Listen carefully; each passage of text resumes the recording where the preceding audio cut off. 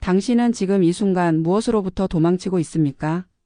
아무도 당신을 재촉하지 않는데 마음은 왜 이렇게 바쁜 걸까요? 해야 할 일이 산더미처럼 쌓여 있는 것도 아닙니다. 누군가 성과를 요구하는 것도 아닙니다. 그런데도 가만히 쉬고 있으면 마음 한편이 불편해집니다. 일요일 오후 소파에 앉아 아무것도 하지 않고 있는데 문득 불안이 스멀스멀 올라옵니다. 이러고 있어도 되나? 하는 생각이 머릿속을 맴돕니다. 드라마를 보다가도 책을 읽다가도 심지어 산책을 하다가도 나는 지금 제대로 쉬고 있는 건가? 아니면 그냥 시간을 낭비하고 있는 건가 하는 의문이 떠오릅니다. 쉬면 안 될 것 같고 뒤처지는 느껴집니다. 다른 사람들은 지금 뭔가를 하고 있을 것 같습니다. 누군가는 자기 개발을 하고 누군가는 부업을 준비하고 누군가는 운동을 하거나 새로운 기술을 배우고 있을 것 같습니다. 그런 생각이 들면 가만히 있는 자신이 한없이 나태하게 느껴집니다. 마치 달리기 경주에서 혼자만 멈춰 서 있는 것 같은 조바심이 밀려옵니다. 그런데 이상하지 않나요? 주변을 둘러봐도 당신에게 빨리 해라고 말하는 사람은 아무도 없습니다. 상사도 가족도 친구도 지금 이 순간 당신을 압박하지 않습니다. 마감도 없고 경쟁도 없고 평가도 없습니다. 그런데 왜 마음은 이렇게 초조할까요? 왜 쉬는 것조차 허락되지 않는 것처럼 느껴질까요? 이 압박은 외부에서 오는 것이 아닙니다. 회사에서 퇴근했고 할 일 목록도 다 끝냈고 이제 진짜 자유시간입니다. 그런데도 마음 어딘가에서 계속 경보음이 울립니다. 이대로는 안 돼, 더 해야 해, 충분하지 않아라는 목소리가 끊임없이 속삭입니다. 이미 오래전부터 마음 안에 자리 잡은 기준이 계속 신호를 보내고 있기 때문입니다. 어릴 때부터 우리는 배웠습니다. 더 빨리, 더 많이, 더 잘해야 한다고. 쉬는 것은 나태한 것이고 느린 것은 뒤처지는 것이라고. 성공한 사람들은 항상 바쁘고 생산적이고 끊임없이 무언가를 성취한다고 들었습니다. 그래서 우리는 바쁨을 미덕으로 여유를 사치로 여기게 되었습니다. 여기서 잠깐 스스로에게 물어보세요. 당신이 마지막으로 아무 죄책감 없이 쉬었던 게 언제였나요? 그냥 멍하니 창밖을 바라보거나 의미 없는 생각에 잠기거나 아무 목적 없이 걷기만 했던 순간이요. 아마 기억나지 않을 겁니다. 왜냐하면 그런 순간조차 우리는 이게 맞나? 이러고 있을 때가 아닌데라는 생각으로 채워버리니까요. 문제는 환경이 아닙니다. 회사가 바빠서 요즘 일이 많아서 프로젝트 때문에라고 말하지만 솔직히 말하면 일이 없을 때도 우리는 여전히 바쁩니다. 휴가를 가서도 일정을 빡빡하게 짜고 주말에도 할 일 목록을 만들고 쉬는 시간조차 효율적으로 보내려고 합니다. 문제는 지금도 작동 중인 내면의 목소리입니다. 그 목소리는 때로 부모님의 목소리처럼 들립니다. 그렇게 놀기만 하면 나중에 후회해, 시간은 금이야, 젊을 때. 고생은 사서도 한다는 말들이 무의식 속에 녹아들어 있습니다. 때로는 사회의 목소리처럼 들립니다. SNS에서 보이는 성공한 사람들의 모습, 끊임없이 무언가를 성취하는 동료들, 요즘 이런 거 안 하면 뒤처진다는 광고들이 계속 우리를 자극합니다. 그런데 가장 무서운 건 이겁니다. 이제 그 목소리가 완전히 내 것이 되어버렸다는 사실입니다. 더 이상 누군가 말하지 않아도 우리 스스로 우리를 감시하고 평가하고 채찍질합니다. 내면의 감독관이 24시간 작동하면서 끊임없이 묻습니다. 지금 이게 최선이야? 이 정도면 충분해? 다른 사람들은 더 하고 있을 텐데? 휴식을 취해도 진짜 쉬는 게 아닙니다. 몸은 쉬고 있지만 마음은 계속 일합니다. 내일은 뭘 해야 하지, 이번 주까지 이건 꼭 끝내야 해, 요즘 나 너무 게으른 거. 아냐 같은 생각들이 머릿속을 가득 채웁니다. 그러다 잠들기 전에는 오늘 하루를 반성합니다. 오늘 뭘 했지? 별로 한 게 없네. 시간을 너무 낭비했어. 이쯤 되면 인정해야 합니다. 우리는 스스로에게 너무 가혹합니다. 다른 사람에게는 절대 하지 않을 말을 자신에게는 서슴없이 합니다. 친구가 오늘 하루 종일 쉬었어라고 하면 그럴 수도 있지, 푹 쉬어라고 말하면서 정작 자신이 그렇게 하면 게으른 인간, 의지가 없는 사람이라고 자책합니다. 이 압박의 근원을 들여다보면 결국 두려움입니다.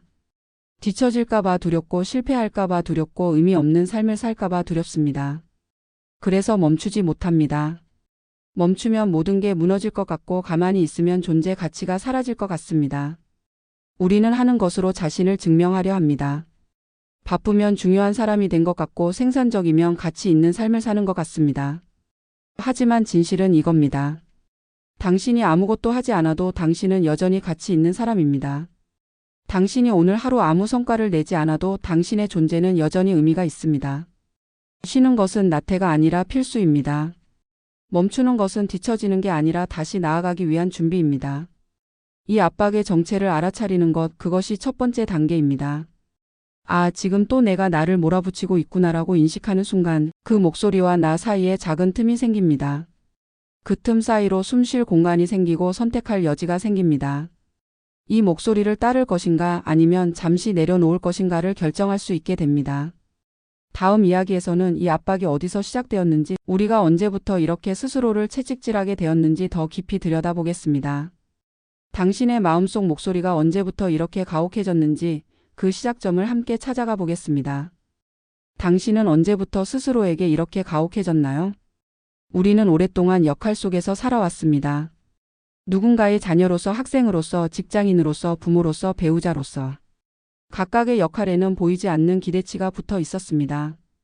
이 정도는 해야지, 이만큼은 당연히, 이 나이면 이 정도는. 우리는 그 기대에 부응하기 위해 끊임없이 움직였습니다. 가족을 책임져야 했습니다. 어린 시절 부모님의 힘든 모습을 보며 나는 부담이 되면 안 되라고 배웠습니다. 성적이 좋아야 했고 말썽을 부리지 않아야 했고 칭찬받는 아이가 되어야 했습니다. 그래야 부모님이 웃으셨으니까요. 어른이 되어서는 경제적 책임이 생겼습니다. 부모님을 모셔야 하고 가정을 꾸려야 하고 자녀를 키워야 했습니다. 쉴 틈이 없었습니다. 일을 해내야 했습니다. 첫 직장에 들어갈 때부터 우리는 배웠습니다. 신입은 일찍 출근하고 늦게 퇴근해야 한다고. 야근은 열정의 증표이고 휴가는 눈치 보며 쓰는 것이라고. 승진하려면 더 많이, 더 잘, 더 빨리 해내야 한다고. 그래서 점심시간도 아껴가며 일했고 주말에도 업무 메시지에 답했고 휴가 중에도 노트북을 열었습니다. 무언가를 증명해야 했습니다. 나는 할 수 있는 사람이야, 나는 가치 있는 사람이야 라는 것을 계속 보여줘야 했습니다. 학벌이 부족하면 경력으로 증명하고, 경력이 짧으면 열정으로 증명하고, 나이가 들면 경험으로 증명해야 했습니다. 멈추면 사람들이 잊어버릴 것 같았습니다. 존재감을 유지하려면 계속 무언가를 내놓아야 한다고 믿었습니다. 그 과정에서 마음은 늘 긴장 상태로 길들여졌습니다. 아침에 눈을 뜨면 가장 먼저 하는 생각이 오늘 뭘 해야 하지? 였습니다. 출근 준비를 하면서도, 출근길에도, 점심을 먹으면서도 머릿속은 할 일 목록으로 가득했습니다. 잠들기 직전까지 내일 일정을 확인하고 잊은 건 없는지 점검했습니다. 이 긴장은 선택이 아니라 생존이었습니다. 그렇게 하지 않으면 살아남을 수 없을 것 같았습니다. 경쟁에서 밀리고 평가에서 낙오되고 결국 도태될 것 같았습니다. 그래서 우리는 스스로를 쉬지 않고 달리게 만들었습니다. 채찍을 들어 자신의 등을 때렸습니다. 더 빨리, 더 열심히, 멈추면 안 돼. 그런데 이상한 일이 일어났습니다. 그 긴장은 어느 순간 습관이 되었습니다. 처음에는 필요해서 시작한 긴장이었습니다. 실제로 위협이 있었고 압박이 있었고 해내야 할 것들이 있었습니다. 그런데 시간이 지나면서 긴장 자체가 기본값이 되어버렸습니다. 위험이 없어도 경계하고 여유가 생겨도 불안하고 아무 문제가 없는데도 무언가 잘못될 것 같은 느낌이 드는 것입니다. 심리학에서는 이를 과각성 상태라고 부릅니다. 오랫동안 스트레스 상태에 있던 몸과 마음이 안전한 상황에서도 여전히 위험 모드로 작동하는 것입니다. 마치 전쟁이 끝났는데도 여전히 전투 준비 태세를 유지하는 군인처럼 우리의 신경계는 휴식을 잊어버렸습니다. 환경이 바뀌어도 마음은 예전 방식으로 움직입니다. 직장을 옮겼는데도, 더 좋은 조건의 회사에 들어갔는데도 여전히 눈치를 보고 불안합니다. 경제적으로 여유가 생겼는데도, 통장 잔고가 늘어났는데도 여전히 돈 걱정을 합니다. 아이가 다 컸는데도, 부모로서의 책임은 다했는데도 여전히 무언가 더 해줘야 할 것 같습니다. 왜 이런 일이 벌어질까요? 우리 뇌는 과거의 경험을 바탕으로 학습합니다. 이렇게 하면 안전하다, 이렇게 하면 살아남는다는 패턴을 만들어냅니다. 그리고 그 패턴은 무의식 속에 깊이 새겨집니다. 당신이 20대에 악착같이 일해서 인정받았다면 당신의 뇌는 열심히 일하기 안전이라고 학습했습니다. 당신이 완벽하게 준비해서 위기를 넘겼다면 당신의 뇌는 완벽주의 생존이라고 기억했습니다. 당신이 남들보다 빨리 움직여서 기회를 잡았다면 당신의 뇌는 속도 성공이라고 저장했습니다. 이제 40대가 되고 50대가 되고 상황이 바뀌었는데도 그 공식은 여전히 작동합니다. 아무도 재촉하지 않는데도 마음은 계속 명령을 내립니다. 이 정도로는 부족하다. 회의에서 좋은 발표를 했는데도, 상사에게 칭찬을 받았는데도 마음 한구석에서 속삭입니다. 이 정도로는 안 돼. 더 완벽해야 했어. 저 부분은 좀 부족했잖아. 긍정적인 피드백은 스쳐 지나가고 작은 실수만 머릿속에 남습니다. 더 해야 한다. 프로젝트를 성공적으로 마쳤는데도 목표를 달성했는데도 만족감은 잠깐입니다. 곧바로 다음 목표가 눈앞에 나타납니다. 이제 이걸 해야지, 다음엔 더 크게 해야지. 성취의 기쁨을 음미할 틈도 없이 다음 레이스가 시작됩니다. 그 목소리는 지금의 당신이 아니라 과거의 생존 방식에서 나온 것입니다. 20대의 당신은 정말로 증명해야 했습니다. 신입이었고 경험이 없었고 기회를 잡아야 했습니다. 그때 그 절박함은 정당했고 필요했습니다. 30대의 당신은 정말로 책임져야 했습니다. 가정이 생겼고 부양할 사람들이 있었고 안정을 만들어야 했습니다. 그때 그 긴장감은 현실적이었고 불가피했습니다. 하지만 지금은 다릅니다. 지금의 당신은 이미 많은 것을 증명했습니다. 커리어를 쌓았고 경험을 축적했고 실력을 갖췄습니다. 지금의 당신은 이미 충분히 책임지고 있습니다. 할 일을 하고 있고 역할을 다하고 있고 최선을 다하고 있습니다. 그런데도 왜 과거의 목소리가 여전히 들릴까요? 그것은 당신이 부족해서가 아닙니다. 그 목소리가 너무 오래 너무 깊이 새겨져 있기 때문입니다. 10년, 20년, 어쩌면 평생 동안 반복해온 패턴은 하루아침에 사라지지 않습니다. 뇌과학자들은 말합니다. 신경회로는 사용할수록 강화된다고. 당신이 수천 번, 수만 번 더 해야 해. 부족해라고 생각할 때마다 그 신경 경로는 더 굵어지고 더 자동화됩니다. 이제는 의식하지 않아도 자동으로 작동하는 것입니다. 여기서 중요한 깨달음이 필요합니다. 그 목소리는 진실이 아니라 습관입니다. 그 목소리가 너는 부족해라고 말할 때 그것은 사실을 말하는 게 아닙니다. 단지 오래된 녹음기가 같은 테이프를 반복 재생하는 것입니다. 그 목소리가 더 해야 해라고 말할 때 그것은 지금 필요한 조언이 아닙니다. 과거에 필요했던 전략을 반복하는 것뿐입니다. 실제로 많은 심리 상담에서 이런 질문을 합니다. 그 목소리가 몇 살처럼 들리나요? 그러면 사람들은 놀라워합니다. 20대 초반 같아요. 고등학생 때 같아요. 어린아이 같기도 하고요. 그렇습니다. 우리를 채찍질하는 그 목소리는 종종 과거의 어느 시점에 멈춰 있습니다. 그 목소리는 당신을 보호하려고 했습니다. 처음에는 적이 아니었습니다. 그 목소리는 당신이 실패하지 않도록, 다치지 않도록, 살아남도록 돕기 위해 만들어졌습니다. 조심해, 더 잘해, 준비해라고 말하며 당신을 지키려 했습니다. 하지만 시간이 흐르면서 그 목소리는 지나치게 커졌습니다.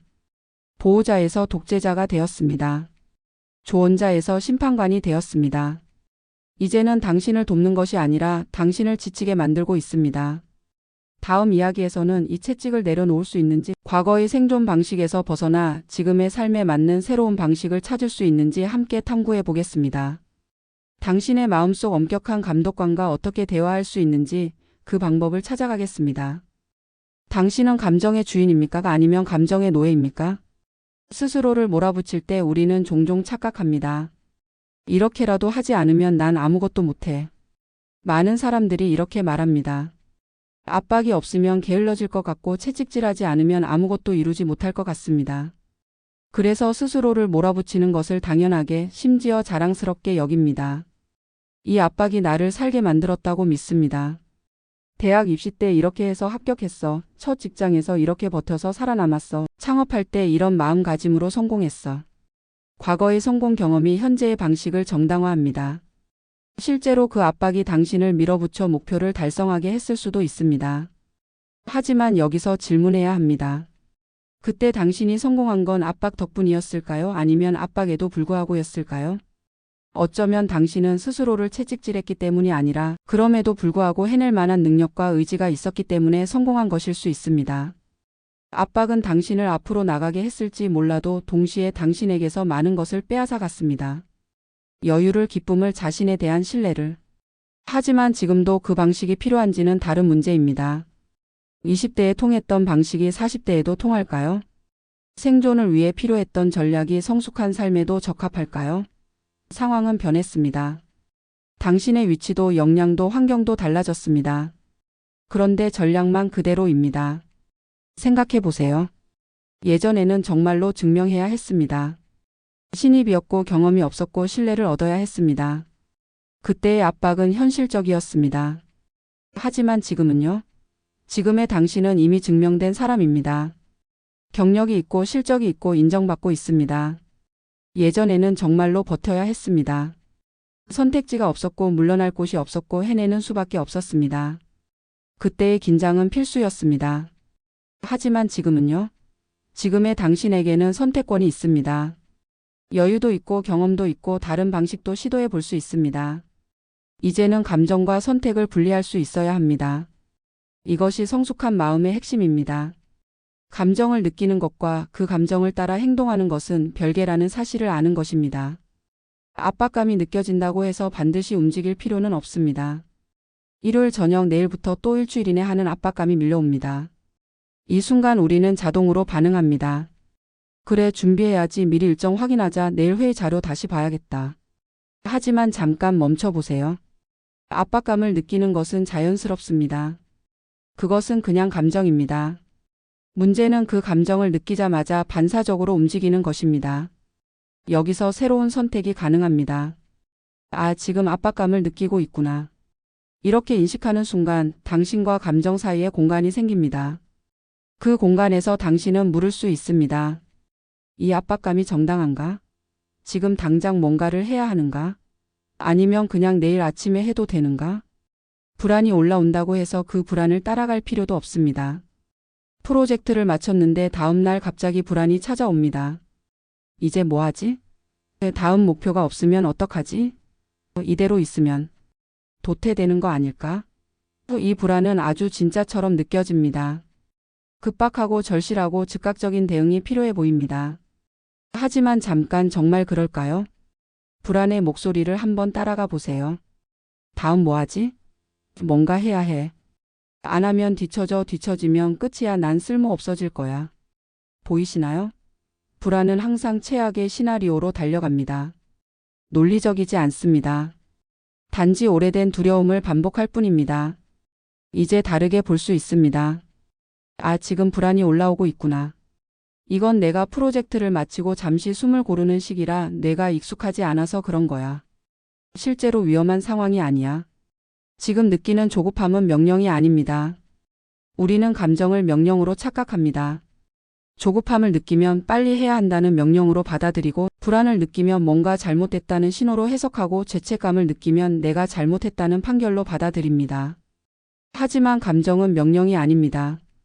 감정은 그냥 신호입니다. 자동차 계기판의 경고등 같은 것입니다. 경고등이 켜졌다고 해서 당장 차를 세워야 하는 건 아닙니다. 무엇 때문에 켜졌는지 확인하고 실제로 위험한지 판단하고 그 다음에 행동을 결정해야 합니다. 조급함이 올라올 때 한번 물어보세요. 지금 정말 빨리 해야 하나? 아니면 그냥 빨리 하고 싶은 마음이 드는 건가? 이 둘은 완전히 다릅니다. 그저 오래된 반응일 뿐입니다. 당신의 조급함은 지금 상황 때문이 아니라 과거에 형성된 패턴 때문일 가능성이 큽니다. 어릴 때 빨리빨리 하던 기억, 늦어서 혼났던 경험, 서두르지 않아서 기회를 놓쳤던 순간들이 무의식에 쌓여 있습니다. 이것을 심리학에서는 감정적 플래시백이라고 부릅니다. 지금 상황이 과거의 어떤 상황을 떠올리게 하면 그때의 감정이 그대로 재생됩니다. 실제로는 위험하지 않은데 마치 위험한 것처럼 느껴지는 것입니다. 예를 들어 상사가 잠깐 얘기 좀 하자고 하면 심장이 쿵 내려앉습니다.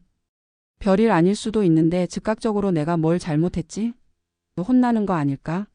하는 생각이 듭니다.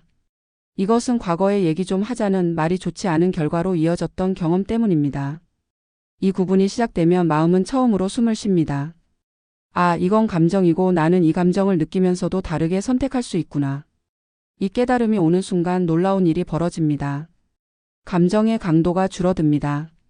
감정을 나라고 동일시하지 않고 내가 느끼는 것으로 분리하면 그 감정은 힘을 잃습니다. 나는 불안해가 아니라 나는 지금 불안을 느끼고 있어로 바꾸는 것만으로도 거리가 생깁니다. 선택권이 생깁니다. 감정에 휩쓸려 자동으로 반응하는 대신 이 감정을 느끼면서도 나는 어떻게 할까? 를 물을 수 있게 됩니다. 불안을 느끼면서도 쉴 수 있고 조급함을 느끼면서도 천천히 갈 수 있고 죄책감을 느끼면서도 자신을 용서할 수 있습니다. 실제로 해보세요. 다음에 압박감이 올라올 때 이렇게 해보세요. 1. 멈추기 잠깐 지금 내가 뭘 느끼고 있지? 이름 붙이기 이건 조급함이구나 또는 불안이 올라오고 있네. 3. 공감 만들기 이 감정을 느끼는 나 그리고 이 감정을 관찰하는 나가 있구나. 4. 선택하기 이 감정을 따라갈 것인가 아니면 다른 방식을 시도할 것인가. 처음에는 어색할 것입니다. 감정과 자동으로 하나가 되는 게 너무 익숙해서 분리하는 것 자체가 낯설 것입니다. 하지만 연습하면 할수록 그 사이의 공간은 넓어집니다. 이것이 자유의 시작입니다. 감정을 통제하는 것이 아닙니다. 감정을 억누르거나 없애려는 것도 아닙니다. 단지 감정과 나 사이에 숨쉴 공간을 만드는 것입니다. 그 공간에서 당신은 비로소 선택할 수 있습니다. 압박을 느끼면서도 쉴 수 있고 불안을 느끼면서도 신뢰할 수 있고 조급함을 느끼면서도 천천히 갈 수 있습니다.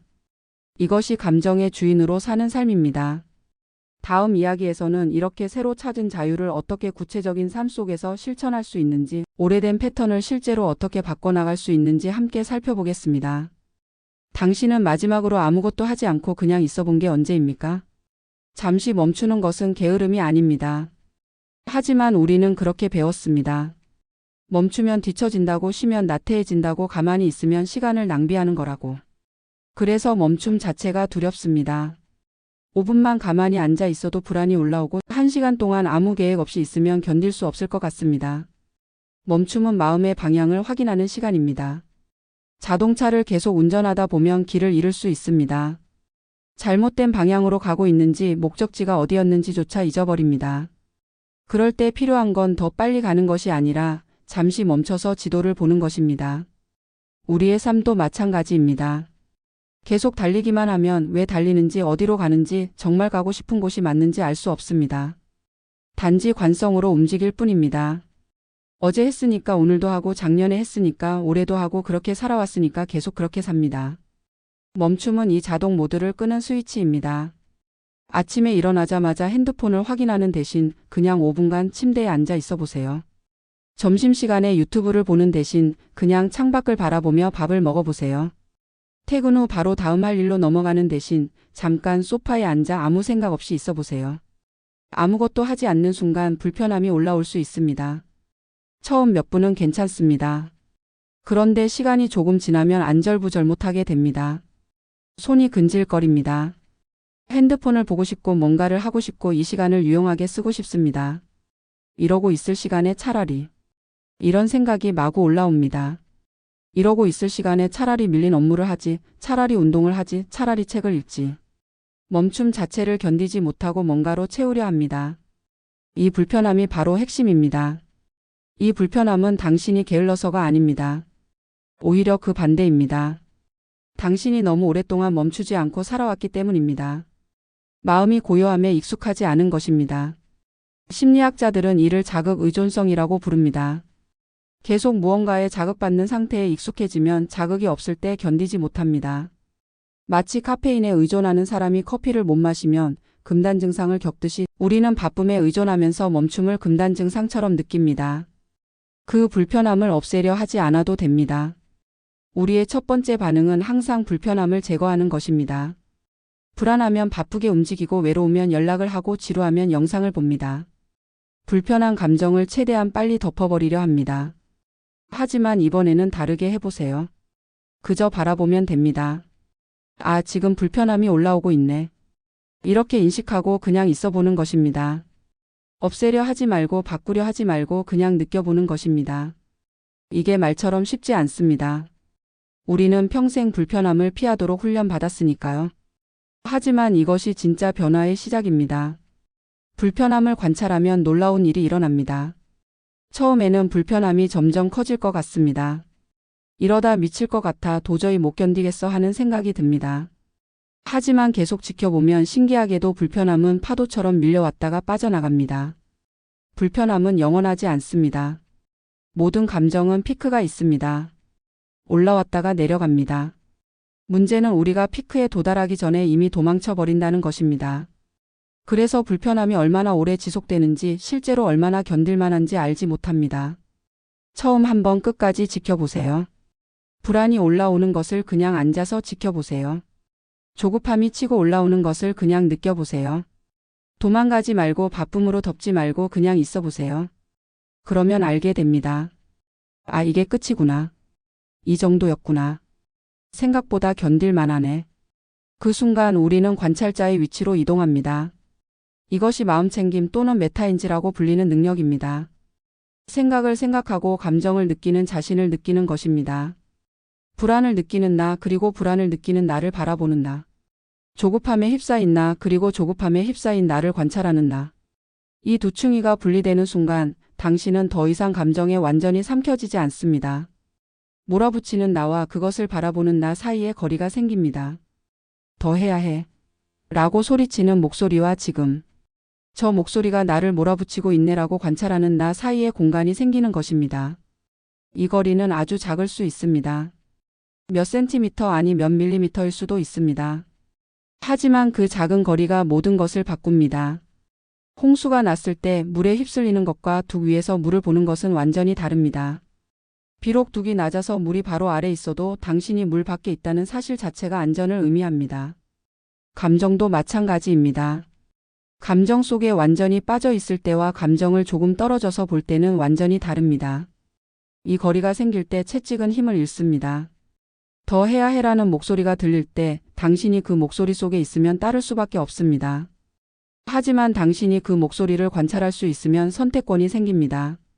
아, 저 목소리가 또 나를 재촉하고 있네. 그런데 나는 지금 쉬고 싶어. 그래서 쉴 거야. 이것이 가능해지는 순간이 놀랍습니다. 처음으로 채찍이 휘둘러졌는데 맞지 않는 경험을 하게 됩니다. 내면의 목소리가 명령을 내렸는데 따르지 않았는데도 세상이 무너지지 않습니다. 안 해도 되네. 괜찮네. 이 경험이 쌓이면 채찍은 점점 약해집니다. 당신이 더 이상 자동으로 반응하지 않는다는 것을 학습하게 됩니다. 침묵은 마음을 무너뜨리지 않습니다. 우리는 침묵을 두려워합니다. 조용해지면 나쁜 생각이 올라올 것 같고 불안이 커질 것 같고 우울에 빠질 것 같습니다. 그래서 끊임없이 소음으로 마음을 채웁니다. 음악, 영상, 대화, 일 무엇이든. 하지만 실제로 침묵 속에 머물러 보면 알게 됩니다. 침묵은 마음을 위협하지 않습니다. 침묵 속에서 마음은 자연스럽게 정리됩니다. 억지로 정리하려 하지 않아도 그냥 고요히 있으면 혼란스러운 생각들이 가라앉습니다. 마치 흙탕물을 가만히 두면 흙이 바닥에 가라앉고 맑은 물이 드러나듯이 오히려 마음을 제자리로 돌려놓습니다. 우리의 본래 마음은 고요합니다. 바쁨과 조급함과 불안이 기본값이 아닙니다. 단지 오랫동안 그렇게 살아서 그게 정상인 것처럼 느껴질 뿐입니다. 침묵 속에서 당신은 본래의 자신을 만납니다. 역할도 책임도 성취도 없는 그냥 존재하는 당신을. 무언가를 해야만 가치 있는 것이 아니라 그냥 있는 것만으로도 충분한 당신을. 실천 방법을 알려드리겠습니다. 하루에 단 5분 아무것도 하지 않는 시간을 만들어 보세요. 타이머를 5분으로 맞추세요. 편안한 자세로 앉으세요. 눈을 감거나 한 곳을 부드럽게 바라보세요. 아무것도 하지 마세요. 호흡을 관찰해도 좋고 몸의 감각을 느껴도 좋고 그냥 있어도 좋습니다. 생각이 올라오면 생각이 올라오네 하고 인식만 하세요. 불편함이 올라오면 불편함이 느껴지네 하고 지켜보세요. 뭔가를 하고 싶은 충동이 들면 하고 싶은 마음이 드네 하고 알아차리세요. 처음에는 5분이 5시간처럼 느껴질 것입니다. 괜찮습니다. 그게 정상입니다. 계속하세요. 일주일 정도 하면 조금 익숙해집니다. 한 달 정도 하면 이 시간이 기다려지기 시작합니다. 석 달 정도 하면 하루 중 가장 소중한 시간이 됩니다. 이 작은 실천이 삶을 바꿉니다. 5분의 멈춤이 나머지 23시간 55분을 바꿉니다.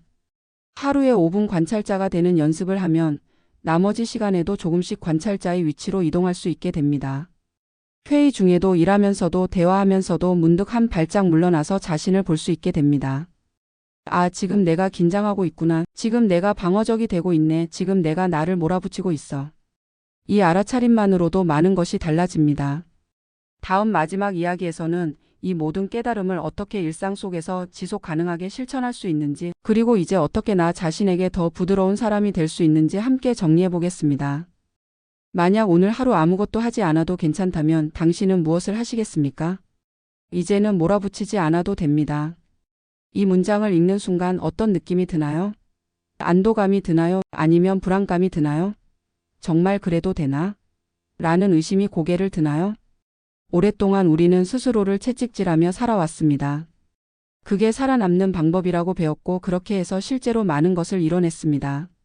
그런데 이제 누군가 이제 그만해도 되라고 말하면 오히려 어색하고 두렵습니다.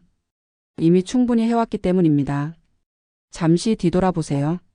당신이 지금까지 얼마나 많은 것을 해냈는지. 학교를 졸업했고 직장을 구했고 프로젝트를 완수했고 위기를 넘겼고 책임을 다했습니다. 누군가를 돌봤고 어려움을 극복했고 넘어졌다가 다시 일어섰습니다. 이 모든 것을 해낸 당신입니다. 그런데도 우리는 계속 아직 부족해라고 말합니다. 어느 정도면 충분한지 그 기준선이 존재하지 않습니다. 항상 조금 더 높은 곳에 목표가 있습니다. 마치 끝없는 계단을 오르는 것처럼 여기서 멈춰야 합니다. 충분하다는 말은 더 이상 아무것도 하지 않겠다는 뜻이 아닙니다. 이제부터는 채찍이 아니라 다른 방식으로 살아가겠다는 뜻입니다. 중심을 되찾는다는 것은 더 이상 자신을 증명하지 않아도 된다는 뜻입니다. 20대에는 증명해야 했습니다. 나도 할 수 있어. 나를 봐줘. 나에게 기회를 줘. 그래서 밤을 새워가며 준비했고 완벽하게 해내려 했고 실수하지 않으려 애썼습니다. 30대에는 확인해야 했습니다. 내 선택이 옳았어. 이 길이 맞아. 나는 제대로 가고 있어. 그래서 더 열심히 일했고 더 많은 성과를 냈고 계속 앞으로 나아갔습니다. 그런데 지금은요? 지금의 당신은 이미 증명했습니다. 능력도 끈기도 가치도. 이제 다른 사람의 인정을 받기 위해 자신을 소진할 필요가 없습니다. 이미 충분히 보여줬습니다.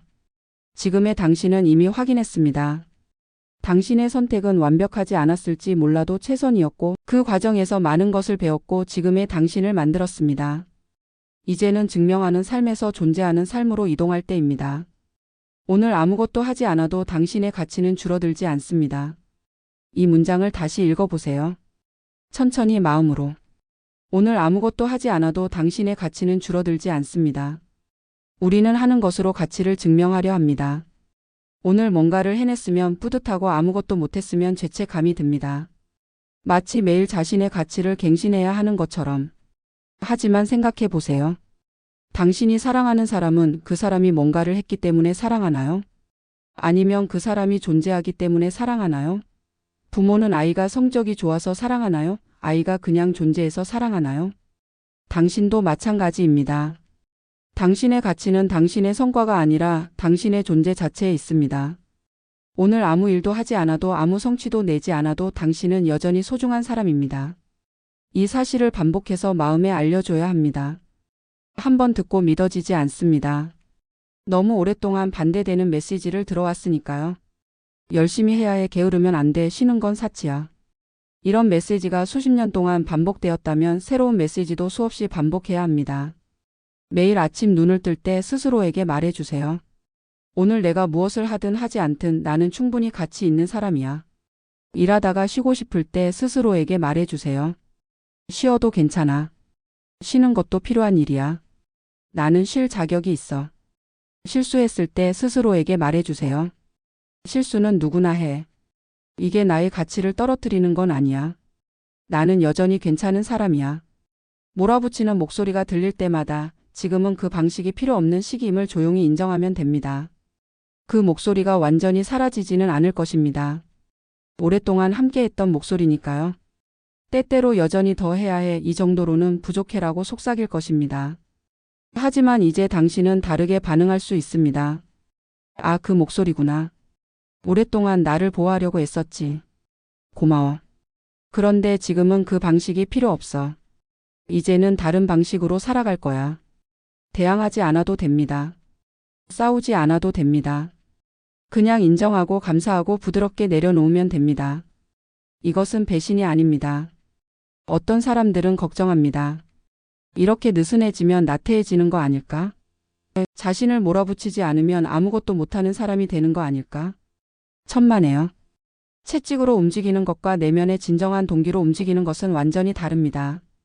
채찍으로 움직이면 빠르지만 금방 지칩니다. 내면의 동기로 움직이면 느려 보여도 지속 가능하고 깊이 있습니다. 두려움으로 일하는 것과 사랑으로 일하는 것은 다릅니다. 증명하기 위해 일하는 것과 의미를 위해 일하는 것은 다릅니다.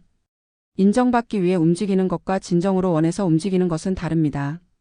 그 연습이 쌓이면 마음은 서서히 느슨해집니다. 처음에는 의식적인 노력이 필요합니다. 목소리가 들릴 때마다 일부러 멈추고 인식하고 다르게 선택해야 합니다. 힘들고 어색합니다. 하지만 계속하면 점점 자연스러워집니다. 100번쯤 하면 아, 또 이거네 하고 알아차리는 게 빨라집니다. 1000번쯤 하면 목소리가 들려도 흔들리지 않게 됩니다. 1만 번쯤 하면 목소리 자체가 조용해집니다. 신경과학에서는 이를 신경가소성이라고 부릅니다. 뇌는 변합니다. 새로운 패턴을 반복하면 새로운 신경회로가 만들어지고 오래된 회로는 약해집니다. 당신이 스스로를 몰아붙이는 패턴도 반복해서 다른 선택을 하면 약해질 수 있습니다. 당신은 더 이상 쫓기지 않아도 되는 삶의 지점에 와 있습니다. 뒤를 돌아보세요. 얼마나 많은 산을 넘어왔는지, 얼마나 멀리 왔는지. 이제는 정상을 향해 달리지 않아도 됩니다. 이미 충분히 높은 곳에 있습니다. 이제는 그 자리에서 경치를 즐기고 숨을 고르고 지금 여기를 음미할 수 있습니다. 급할 것이 없습니다. 증명할 것도 없습니다. 쫓아야 할 것도 없습니다. 그냥 지금 여기 당신으로 존재하면 됩니다. 이것이 인생의 마지막 수업이 전하고자 하는 메시지입니다. 우리는 평생 달리는 법을 배웠습니다. 더 빨리, 더 멀리, 더 높이. 그런데 정작 멈추는 법, 쉬는 법, 그냥 있는 법은 배우지 못했습니다. 인생의 마지막 수업은 끝을 말하는 게 아닙니다. 오히려 진짜 시작을 말합니다. 채찍 없이 사는 삶의 시작, 증명 없이 존재하는 삶의 시작, 쫓기지 않고 걷는 삶의 시작. 이 채널이 전하는 것은 살아오며 미처 듣지 못했던 말들입니다. 너는 충분해, 쉬어도 괜찮아, 그냥 있어도 같이 있어. 학교에서도 직장에서도 심지어 가정에서도 듣지 못했던 말들. 지금이라서 비로소 이해되는 인생의 문장들. 조용한 위로가 필요할 때 이 채널의 문을 두드려 주세요. 혼자 있는 밤 마음을 내려놓고 싶을 때 이 목소리가 함께하겠습니다. 인생은 끝을 말하기보다 지금의 삶을 조금 더 따뜻하게 살아가기 위한 것입니다. 마지막이라는 말이 슬프지 않은 이유는 그것이 진짜 중요한 것을 발견하게 해주기 때문입니다. 무엇이 정말 소중한지, 무엇을 놓치고 살았는지, 무엇을 이제부터라도 달리 할 수 있는지. 이 채널 인생의 마지막 수업은 그런 발견의 여정에 함께합니다. 당신이 스스로에게 더 부드러워지는 순간, 당신이 채찍을 내려놓는 순간, 당신이 이제 충분해라고 말할 수 있는 순간, 그 모든 순간에 이 채널이 함께하겠습니다. 구독과 좋아요는 당신 자신에게 보내는 약속입니다. 나는 이제 나에게 더 친절할 거야. 나는 이제 나를 덜 몰아붙일 거야. 나는 이제 나의 존재 자체를 인정할 거야. 알림 설정을 켜두시면 당신이 다시 힘들어질 때, 다시 자신을 채찍질하고 싶어질 때 조용한 위로의 문장이 찾아갈 것입니다. 오늘 이 영상을 끝까지 들어주신 당신에게 말합니다. 당신은 이미 충분히 해냈습니다. 당신은 이미 충분히 노력했습니다. 당신은 이미 충분히 가치 있습니다. 이제 조금 쉬어도 괜찮습니다. 이제 천천히 가도 괜찮습니다. 이제 그냥 있어도 괜찮습니다. 인생의 마지막 수업, 다음 시간에도 당신의 마음 곁에 머물겠습니다. 당신이 혼자가 아니라는 것을, 당신의 지침이 당연하다는 것을, 당신이 쉴 자격이 있다는 것을 계속해서 전하겠습니다. 오늘도 당신의 존재에 감사하며 다음 이야기로 다시 찾아뵙겠습니다. 고요한 밤, 따뜻한 위로가 필요할 때 인생의 마지막 수업이 여기 있습니다.